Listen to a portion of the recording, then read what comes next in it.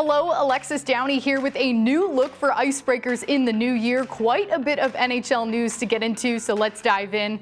The Olympic and All-Star rosters were revealed on Thursday by ESPN, and since the NHL decided to not let players go to the Olympics, this roster has quite a few top prospects, including names like Owen Power, Matty Beniers, and Brock Faber.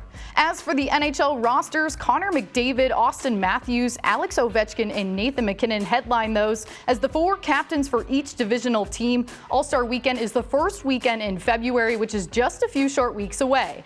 A number of players made their anticipated return back to the ice this week, including Vegas's Jack Eichel. Eichel practiced with the Golden Knights for the first time Tuesday since his neck surgery in November. Eichel said following practice that there is no target date at the moment to return to play, stating that he'll know when he's mentally and physically ready to go.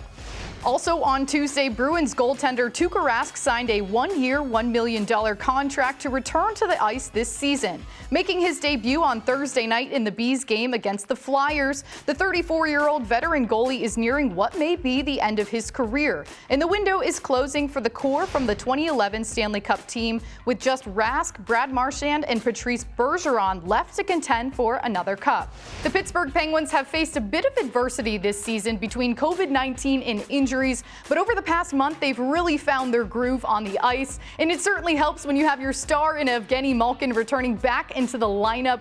A three-point night on Wednesday, 2 goals and 1 assist to help the Penguins in their 4-1 win over Anaheim. Head coach Mike Sullivan said they believed Malkin would have an immediate impact, and he certainly did not disappoint.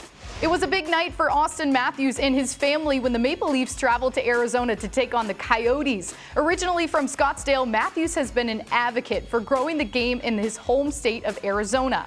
And what better way to return than by scoring a goal? That would be a franchise record for Toronto as well, scoring in 9 straight road games. However, the Coyotes would go on to win the game 2-1.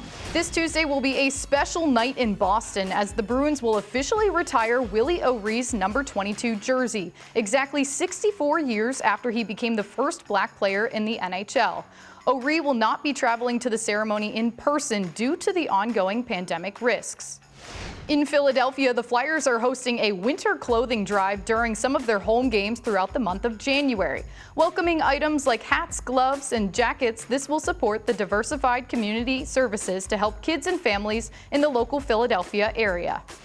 A big congrats to Aisha Visram, who became the first woman behind the bench in an NHL regular season in any capacity as she stepped up from the AHL's Ontario Reign to serve as the athletic trainer during the LA Kings game.